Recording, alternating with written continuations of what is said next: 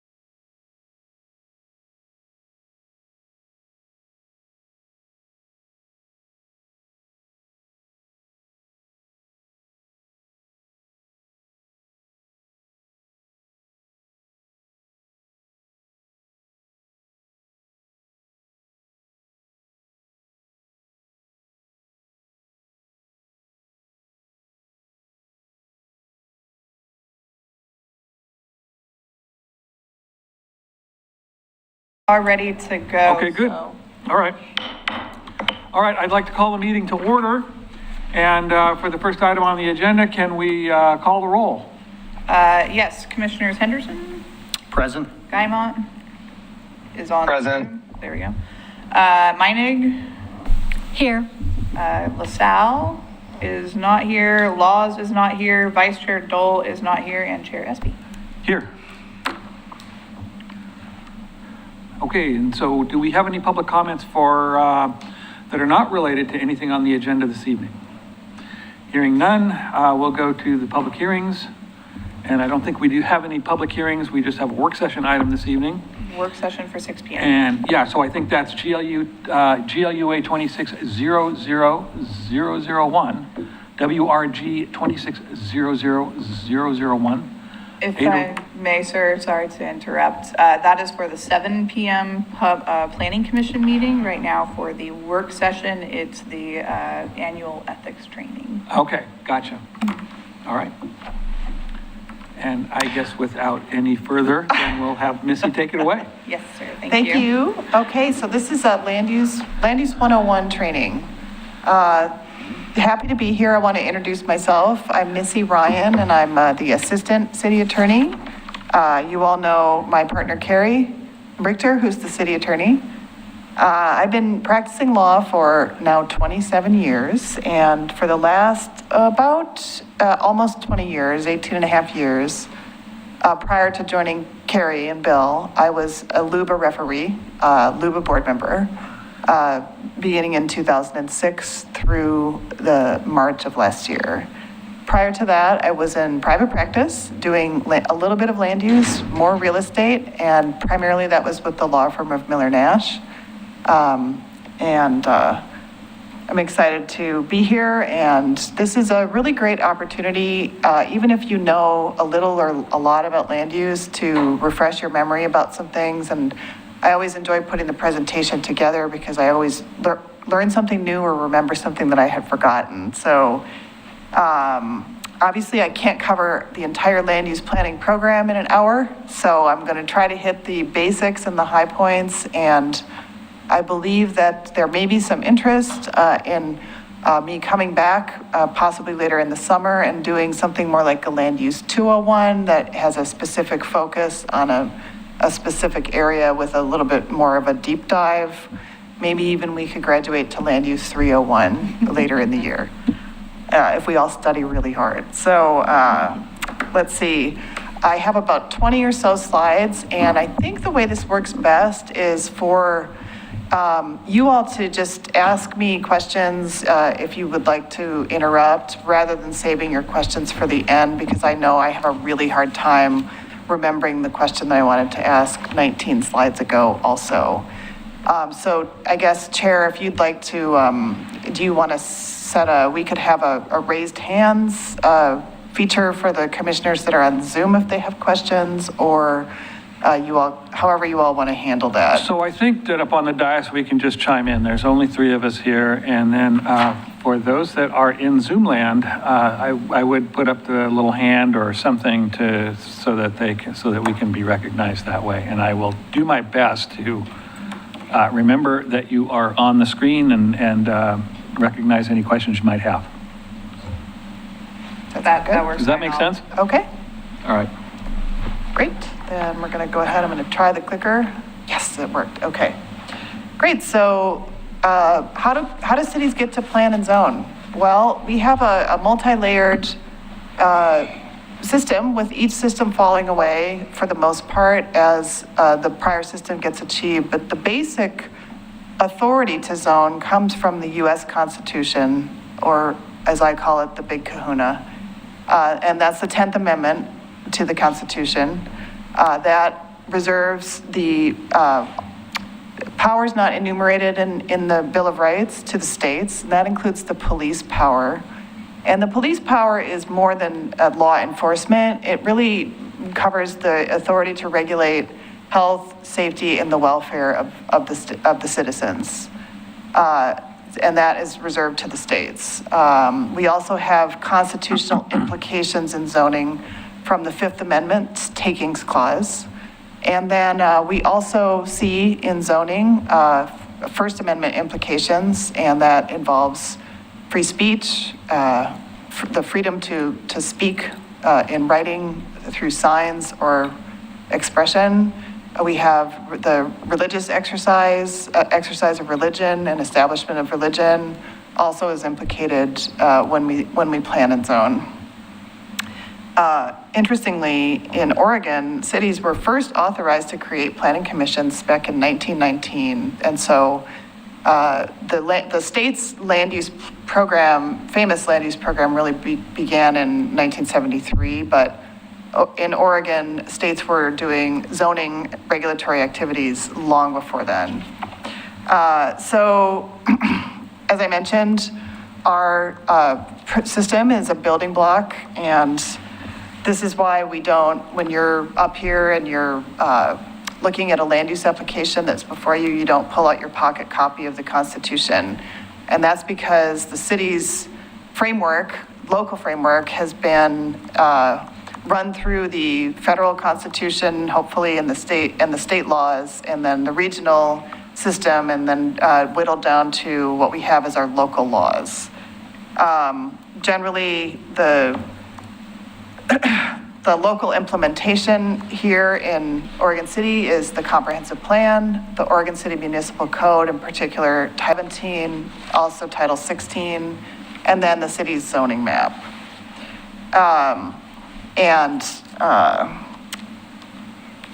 Just a little background for the state's overlay of zoning, that there is a state agency, you probably are all familiar with it, but I'll go ahead and talk about it. The Land Conservation and Development Commission.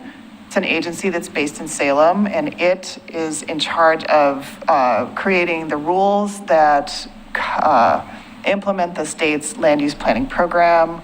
Its arm, active arm, is the Department of Land Conservation and Development.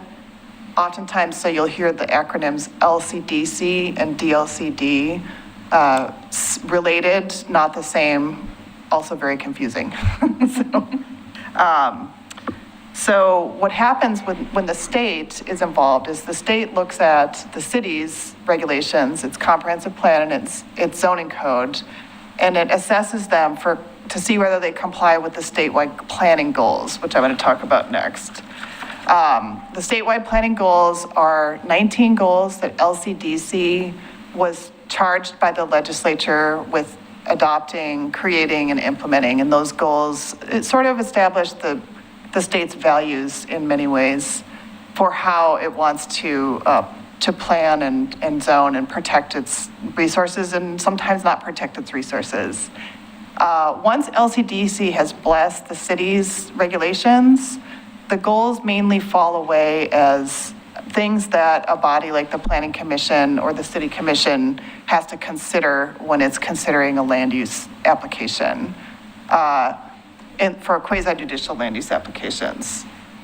Sometimes the goals do apply, mainly when there is an application to amend the comprehensive plan map or the zoning map, or for legislative decisions, the goals apply directly.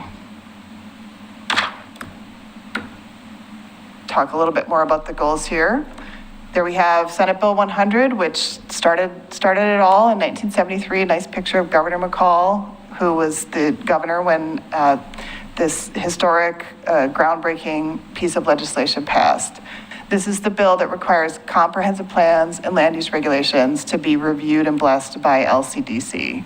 That very long process occurred mainly in the 1980s through the early 1990s, and now all of the cities and the counties in the state have acknowledged comprehensive plans and land use regulations.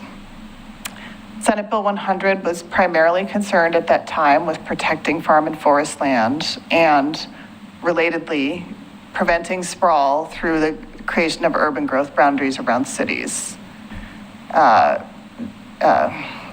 Senate Bill 100 has evolved, let's say, in the time since it's been passed. Okay, so nice to not have to say next slide. Okay, so here we have decision-making. We've got two different types of decision-making that the Planning Commission comes across your desks, let's say. The first kind is legislative long-range planning. These are the decisions that are going to be amending the text of your zoning code or maybe your comprehensive plan. These are political decisions, let's say. They involve a variety of balancing of competing interests and values. This follows a legislative process, so there are no statutory bias or ex parte limitations in these types of legislative proceedings. Ex parte context, just briefly for anyone who doesn't know, and I know you all do, those are communications that are outside of the record that come to commissioners not in the public forum or within the public record. And we have to control those in the quasi-judicial context because decisions have to be made on the record in the quasi-judicial context. That's not true for legislative decisions. Those are the kind of decisions where you would like to have your community members approach you and share your thoughts about whatever is coming before the commission, whether it's a change to the natural resource section of the code or the comp plan or the geologic hazards or some other important part of it. The other type of decision, and the ones that you see by far the most often, yes, please. Yeah, just a really quick question, ex parte. So if somebody comes up to you and wants to talk to you about a specific issue, and you say, I can't talk about this, I'm a planning commissioner, it needs to happen in a public forum, is that considered ex parte because somebody potentially involved addressed you? Yes, thank you, Commissioner. Okay, so that is the right answer to let that community member know. We want to always encourage them to, even if you can let them know when the next meeting is going to be in that conversation. I would, just to be safe, I would disclose on the record that occurred.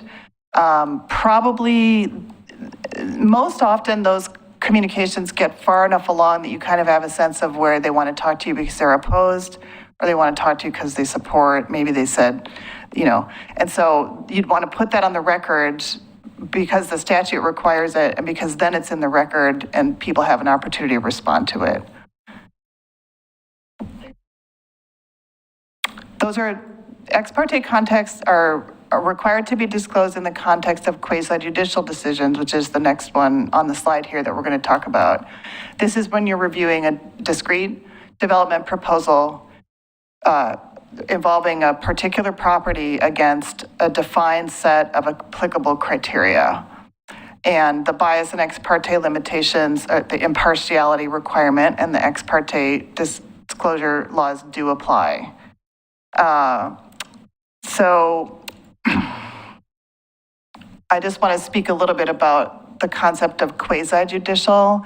And I just want to acknowledge that this, in many ways, when you're considering an application in a quasi-judicial context, you are acting as judges. But it's very different because a judge usually doesn't know the criminal defendant, personally, and probably doesn't know the prosecutor and is friends with him. In a small community, when you're acting in the quasi-judicial context, that's not the case. You live in the neighborhood. And so that's the sort of quasi part. And then the other part that's quasi is that you are, extremely valuable volunteers, but you're not familiar with the law and you're not judges or lawyers. Sometimes you are. And so the expectation isn't that you act at the same as a judge, but sort of similar to a judge. Okay, so. Quickly, before you get off that one. Yes. At the bottom, it says goals typically do not apply.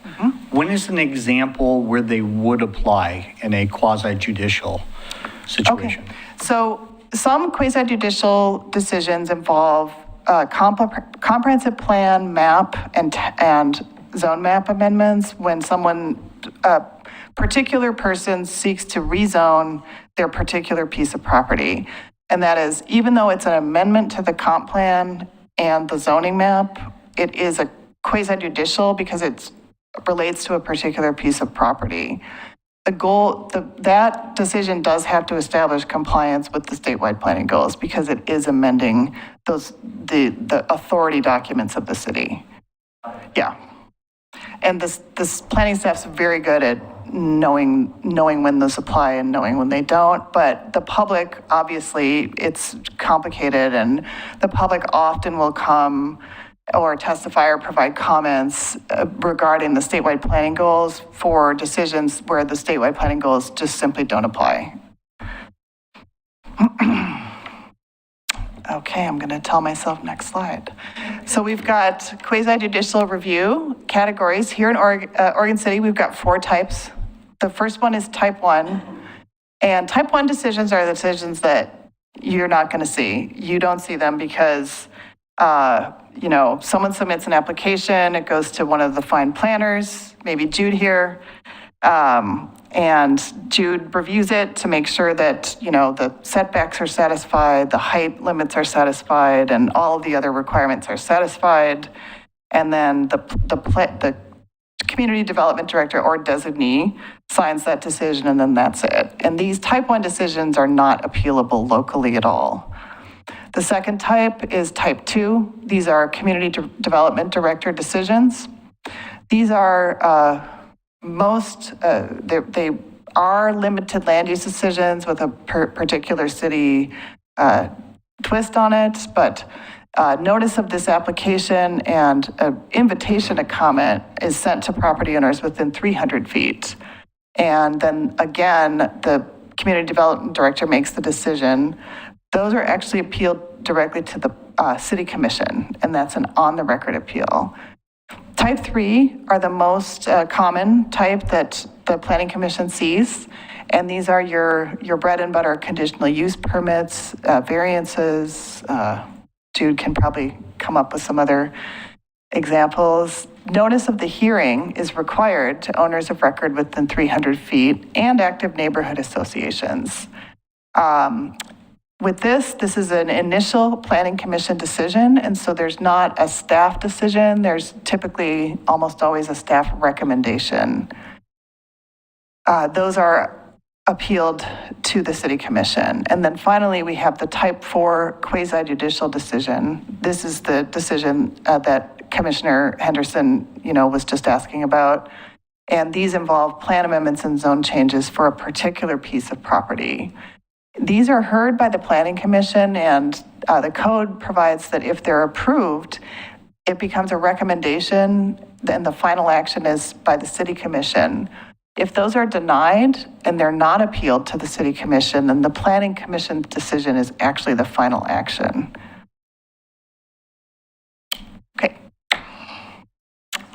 Okay, thank you for the reminder. So here we've got some quasi-judicial review procedures, and these are to ensure predictability for everyone who's involved and also a level playing field. There's some state laws that set the floor for what the city has to do when it's reviewing these types of quasi-judicial decisions. By state law, we have to give notice, 20 days notice in advance of a hearing, and we have to issue the staff report no less than 7 days before the hearing. That's in state law, also embedded in the code. At the opening part of the hearing, I'm sure you're going to all be familiar with this little script that the chair has to read. It's so exciting. Just everybody gets very excited hearing that. It's the law, so the chair has to read it. And there's some key components in that. The first one is that there's an instruction that the submittal of evidence has to be put into the record. And so if someone brings a PowerPoint and they show it on the screen, they must submit that to the planner who's staffing the meeting, whether that's Jude or whoever, in order for it to become a part of the record. So if someone brings a big poster board, got to leave it with the city because the city is the custodian of the record. Suppose if somebody like points to their shirt to make a point, they might have to leave their shirt. I don't know, we've never had to wrestle with that issue. We don't want to be taking the shirt off people's back though. The second one is raise it or waive it. This is another really important principle, and this wasn't always in the law as it evolved, beginning in 1973. It was added, I believe, in 1987. That requires any participant in a land use proceeding to raise their issues with enough specificities that you all can address them, so that the theory is that the issues get winnowed down and addressed by the local government where they're most appropriately decided. So you can't essentially sandbag. A person can't sandbag and lie in wait and then raise their issue for the first time if they go to LUBA on a decision. This is a really good law.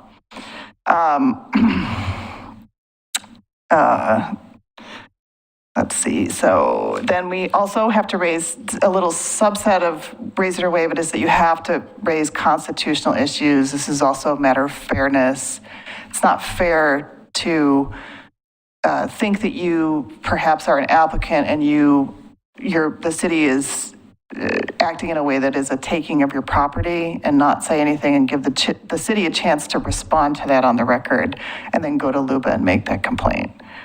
That won't be successful. One of the other things in the script is that any party has the right to a continuance after the initial hearing, which the initial hearing is always at the Planning Commission. And at that point, the Planning Commission has the choice to either grant a continuance to the next hearing or leave the record open. Typically, the open record period is 7 days for what I call the ollie oxen free record, and then 7 days for responses only to that ollie oxen free record. And then there's always a final 7 days for the applicant to submit final written argument. Continuances are challenging in the framework of the 120-day rule, which I'm going to get to next, because so this Planning Commission has scheduled meetings twice a month, and so it's a little bit less challenging. But for a Planning Commission that only meets once a month, it's difficult to meet the 120 days, and including all appeals, potential appeals, by continuing the hearing to a later date, and that's why most jurisdictions opt for the 777 open record period. Okay, moving on. It's just going. So here's some decision-making deadlines that we can talk about, and the main one is the 120-day rule. I know you're all familiar with that, but this is in state statute, and it means that the city has to make a decision, including resolving all local appeals within 120 days of when the application is deemed complete. So I file an application for a conditional use permit, and Jude has 30 days to review that under the statute, and when he's reviewing the application, he's checking to see if all of the things that are required in the application are included. So he's checking the boxes. What he's not doing is reviewing the application to see if it meets all the criteria. Once that application is deemed complete, that 120 days starts. And that means a staff report gets issued, the hearing is held, it may be continued, potential appeal to the city commission. City commission appeals are held, and then adoption of the final decision, and it goes really fast. So let's talk about what happens if the city fails to meet the 120 days. So the applicant can extend the 120 days at its own discretion for up to 245 additional days, but that's entirely the applicant's choice. And the statute says the city cannot force them into an extension. The failure to make a decision in 120 days means that the applicant can file for a writ of mandamus in circuit court. And what happens is the burden then shifts, and the city is under the obligation to prove why the application should not be approved. So that in circuit court, the applicant gets the presumption of approval. One of the main concerns besides the burden shifting is that a successful applicant in a writ of mandamus proceeding is entitled to recover their attorney fees, and the city pays those. And refund at least 50% of the application fees and deposits, which pales in comparison to what the attorney fee amount would be, but it is more money. So, okay. So when you're doing your difficult job of considering the application, your decision-making has to be based on the standards and criteria that are in the Oregon City Municipal Code or in the comprehensive plan if those apply. Generally, comprehensive plan provisions don't apply, but they can be helpful context. So here's an example. School district wants to develop a new school, and everybody loves the school district and everybody loves the new school. And so the criterion isn't, is a new school a good idea ever, right? And so the criterion has to do with, the design standards. Are the streets adequate, sufficient to handle all the traffic from school? Are the sewer lines sufficient to handle the sewer, and are the water lines sufficient to serve the school? It's not really ever about whether this is a good idea or a bad idea, because we all love schools. So at that point, your only job is to determine whether, are the roads adequate? Is the infrastructure adequate? It's not to determine, is this a good idea or a bad idea? And that is really difficult, because the other thing that it's not about is, is it a popularity contest? Are there more people here who are in support? Are there more people here who are opposed? And this is why we have applicable approval criteria that essentially tells you have to ignore the more emotional concerns and focus on the standards and criteria. And this is a really difficult job, and I want to acknowledge that. Let's see. We've also got the fixed goalpost rule. This is another state law, and this freezes the standards that are in place when the application is deemed complete. This is also really important, particularly when if the city is considering some code changes that might change the allowed uses in a particular zone. Oftentimes there will be maybe a flurry of applications right before those code changes take effect, because people want to develop under their, the old code. And as soon as, if their application is complete, those standards are frozen in place, and the application is reviewed under the old code, with some minor exceptions. Okay, so let's see. Just a little talk about where you have discretion. So discretion means, policy judgment with respect to criteria that require judgment. And the main common embodiment of this is a compatibility criterion. That's where you have the discretion to determine, is something compatible with the surroundings? So first you have to figure out what is meant by the surroundings. Is it just the neighboring properties, or is it the neighborhood, or is it a larger area of the city? You're gonna have to do some interpreting of ambiguous code language in that context, and planning staff is always available to guide the planning commission in interpreting ambiguous code standards. Okay, next slide. So this slide is just a breakdown of the roles and responsibilities of different aspects of quasi-judicial decision-making. So the important thing about this slide is that the applicant is the one who bears the burden of proof in a land use proceeding. And what that means is that they have the burden to produce evidence to prove that the standard is satisfied. And what that really means is that it's the applicant that has to, for example, produce a traffic study. It's not the opponent's job to go commission a traffic study to show that a criterion isn't met. It's the applicant's job to produce that evidence. It's also not the obligation of the planning commission to design a project for an applicant. Again, that's the applicant's burden. The second column is just a little talk about the planning staff's role, a little bit legal staff. So the planning staff, and Oregon City has an excellent planning staff, to advise and assist you and to work as a team providing you with technical advice. Planning staff, they know the laws, they know the local laws, they know the state laws, they know the comprehensive plan, and they can educate and assist you and also the public. And your planning staff does a lot of educating of the public. Just their planning staff are always agnostic about proposals and applications. They have no dog in any fight, and they really are there to help take the application materials and apply the criteria to those materials. Just a note, and I'll repeat this again later, but communications with planning staff are not they're not ex parte contacts. They're carved out in the statute. And so you can always talk to planning staff, and it's not an ex parte contact.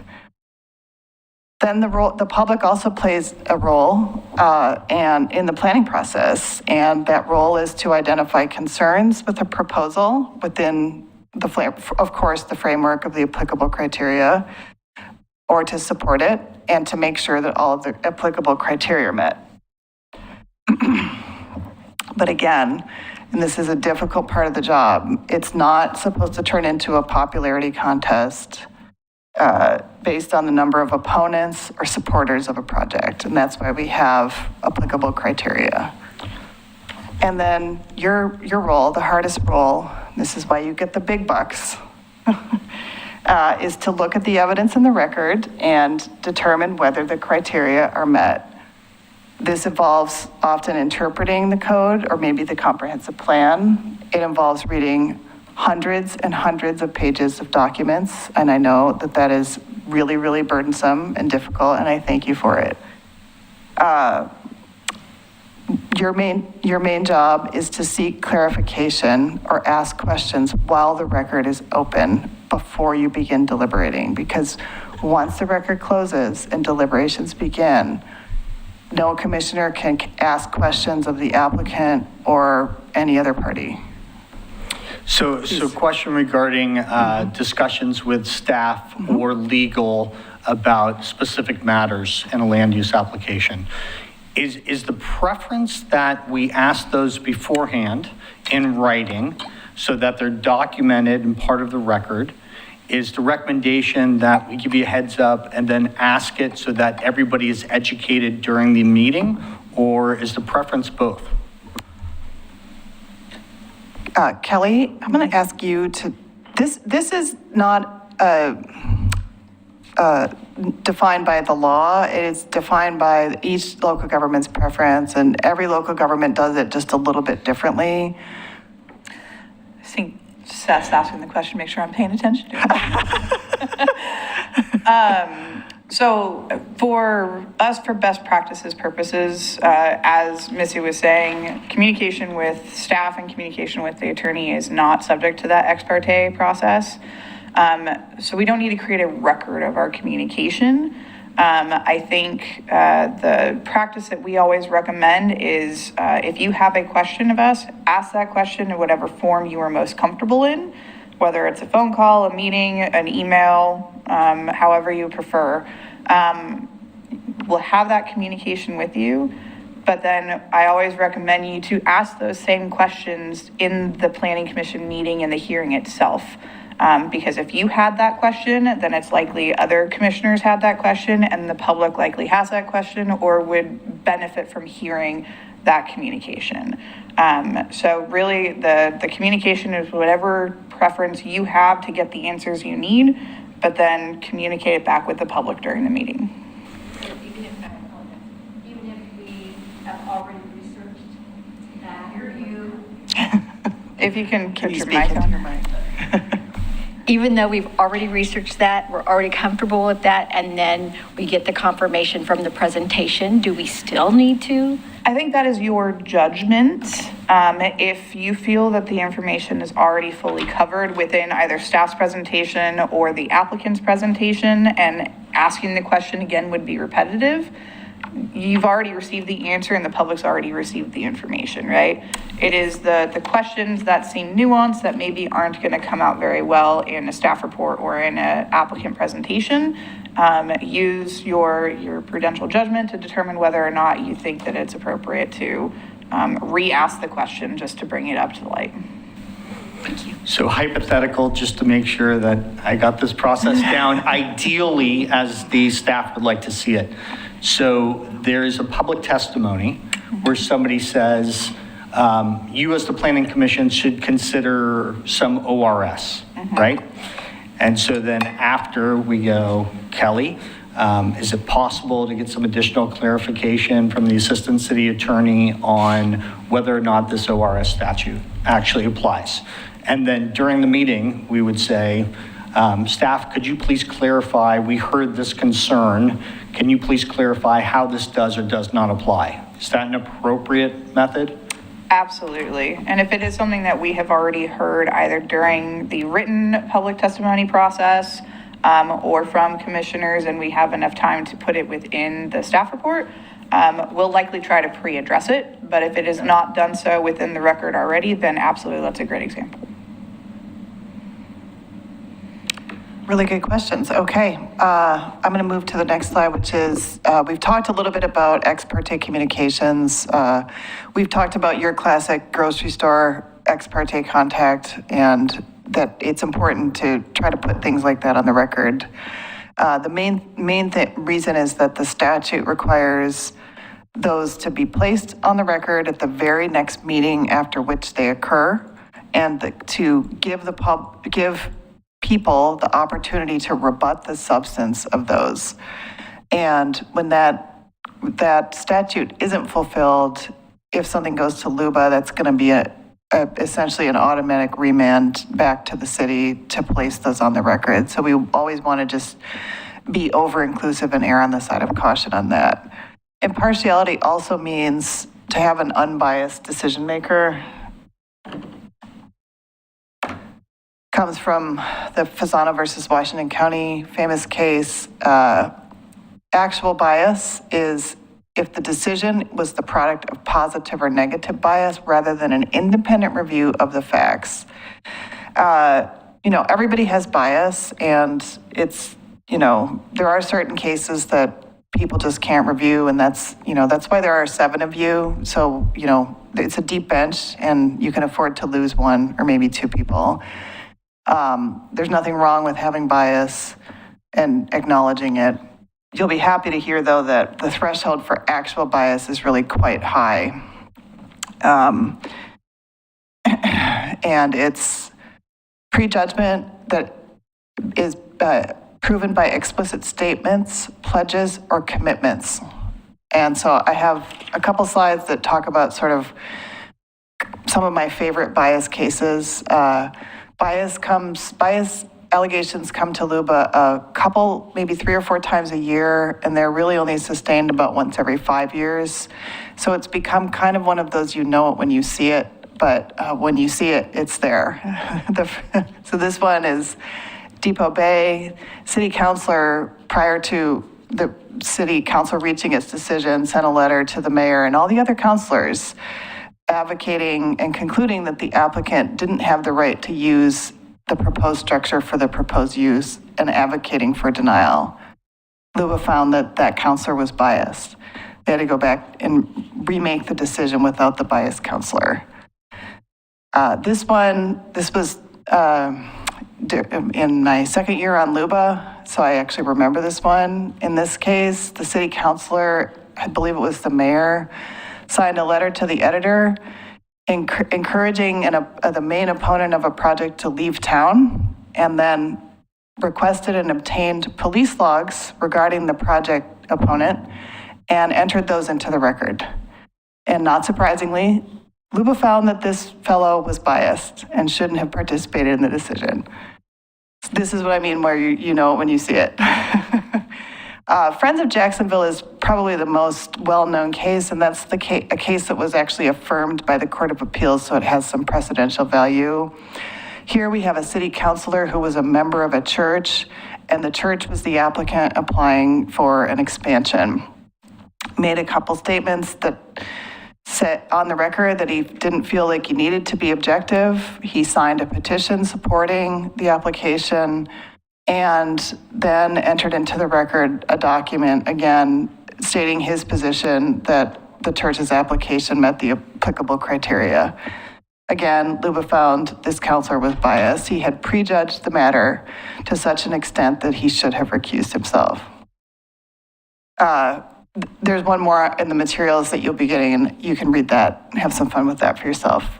This one actually involved a blog post, so this is a little bit of a danger of bias too, is just really try not to go on Nextdoor or Facebook and comment on an application that's pending before the Planning Commission. I know it sounds obvious, but you know, people forget. Okay. We're going to move on to conflict of interest, just very quickly, because I know we're getting short on time. Decision makers cannot have any actual conflict of interest, and an actual conflict of interest is when you, the decision maker, or a family member will benefit or suffer as a result, financially, as a result of the application. Potential conflict, all conflicts of interest need to be disclosed, but an actual conflict of interest means disclosure and non-participation. A potential conflict means disclosure publicly prior to taking any action on the application. Go over here. So I've got some recommendations for effective participation. The first one is try to avoid ex parte contacts. We know these are inevitable, living in the community and being a participant in community activities. Avoid prejudgment. Please keep an open mind. Another one is be prepared.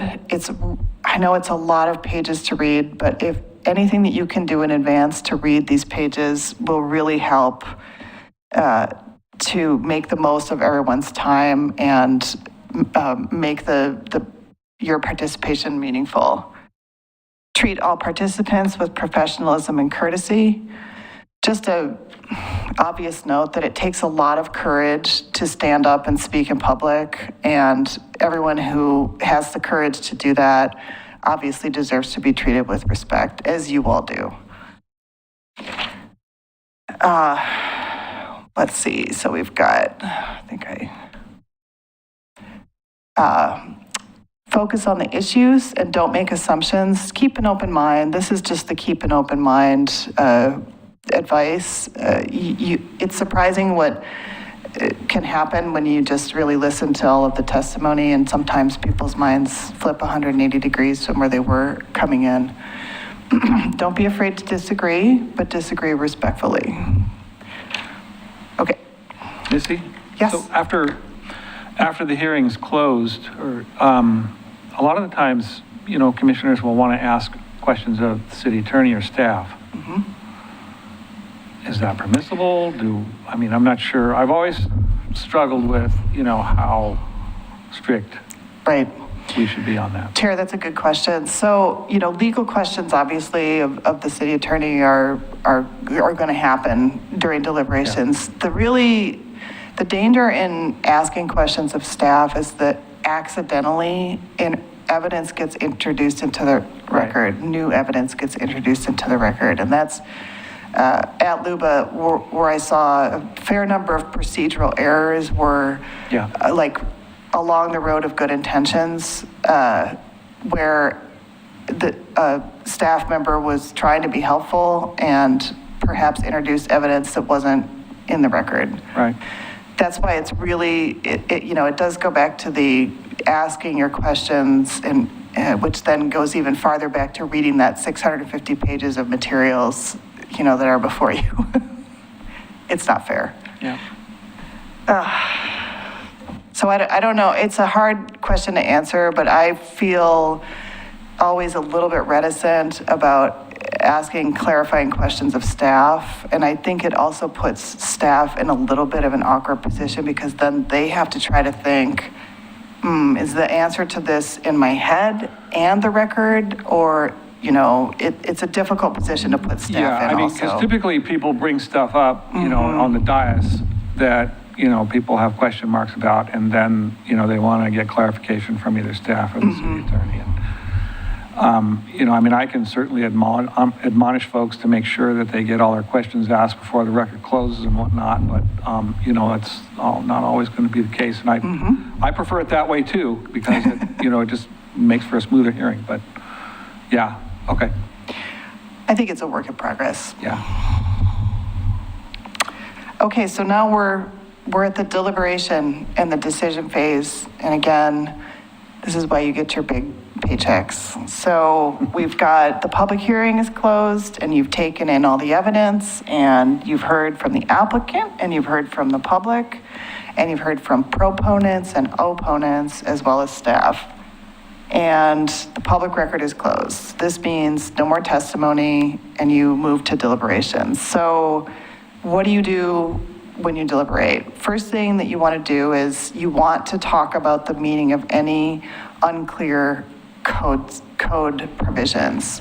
This is an excellent question to ask staff if you're struggling with something, a code provision means. Maybe it's a compatibility criterion, maybe it's something else. That is not going to introduce new evidence into the record, because it's strictly a matter of what does our code mean and what does staff think that it means. Oregon City staff is almost always going to have covered that in the staff report. The next thing you're going to do is you're going to talk about the facts in the record that are leading you towards the conclusion that you're leading you towards. One thing I want to note is that personal knowledge is not evidence in the record. And so, for example, if you're a geologist and you know that there's a landslide study map out there and that this property is on it, you definitely want to get that question out while the record is open. Because if you wait until the deliberations, you say, I'm a geologist and I know that this property is on the landslide study map. No one's had the opportunity to respond to that, provide evidence to the contrary, provide evidence to support it. So just, I guess, be cognizant of personal knowledge and when it can be raised. Let's see, then we've got, let's talk a little bit about conflicting evidence. So we might have some conflicting evidence, and it would be great to state why you believe some evidence over the other evidence. This often is the case if there's a traffic study where there may be competing traffic studies and you have to decide which one is more compelling. Keeping in mind though that, and going back to personal knowledge, so the traffic study is going to talk about, does the proposed use satisfy the performance standards? Like will the proposed use make the road perform below the level that the city has deemed acceptable? And it's not about how frustrated you get waiting in line for traffic, right? So there's a fairly objective criterion. It might be level of service C. So what you wouldn't want to do is say, well, I don't care that the traffic study says it's going to meet level of service C. I get mad when I'm behind 75 cars at this intersection. So So tie your judgment on the evidence to believe to the criteria. Then finally, there are going to be written findings because every decision has to be supported by written findings. And sometimes those written findings are, if the commission accepts the recommendation in the staff report, they can be the staff report. Generally, it's thoughtful and also best practices. If the commission decision is going to stray very much from the staff recommendation, to come back and give the staff time to craft better written findings, come back in a week or 2 weeks and give the staff some time rather than having them, write them out or type them out at midnight. Right. One sort of little discussed fact about the written findings is that if a decision goes to LUBA, the LUBA reviews only the written findings. So sometimes people come to LUBA and they argue, well, the Planning Commission never talked about this in its deliberations specifically. And what really matters are the written findings. That's another good reason to let planning staff go back and work their magic and craft findings that you will then reconvene and you will vote on whether to adopt. That's not to say that deliberations don't matter, but the law has acknowledged that, planning commissioners are typically lay people and they don't necessarily have the language, particularly in verbal deliberations at a late hour after hours of testimony. And so it's the written decision that matters. So, right, I would think that we would rely pretty heavily on staff to come back with a set of findings that we Right. deliberated about. And, we may have touched on something that may need more detail. Where this, And- I would say, the most often becomes an issue is that findings of denial are sometimes more difficult to articulate verbally in a hearing. And so giving staff that extra time to translate those, the motion and the discussion that led to a denial into a written denial finding Right. is a really good idea. We're moving on to conditions of approval. And I know it's 7 o'clock, so just cut me off when you want. So decisions can be supported by conditions, but there are constitutional sideboards on conditions. And those are mainly Fifth Amendment takings limitations. The main constitutional sideboards are that there has to be a nexus between the condition and the proposal, and the impacts of the proposal have to be roughly proportional to the condition. So if you're seeking to build a commercial building, the city can't make you build a library next door because the city really needs a library. There's no nexus between your commercial building and the library, unlikely. Where this often comes into play is commercial building. The city really would like a 30-inch sewer pipe, but the commercial building itself is going to only maybe demand a 10-inch sewer pipe. There are a lot of workarounds around that, including that the developer builds the larger pipe and then gets reimbursed by the city, for its portion. But there has to be constitutional sideboards on it. And I think I have a couple more slides that I included about public meetings and public records, but I think we'll conclude here, if that's okay. And we'll hit those in Land Use 201, and then when we graduate to Land Use 301. All right. So thank you so much. Wanted to just thank you and tell you how much Carrie and I really and love, representing the city, and appreciate all of you. Chair, if we can close the work session and then have a 10-minute break to allow for the switchover of tech, please, that would be wonderful. Yeah, that would be great. So I entertain a motion for a 10-minute break, 10-minute recess between the work session item and our public hearing item. Okay, it was moved by Victoria Menning and seconded by? Seconded. Okay. Very good. Okay. And that's seconded by Seth Henderson. All right. So let's go ahead and close this part of the hearing and recess for 10 minutes.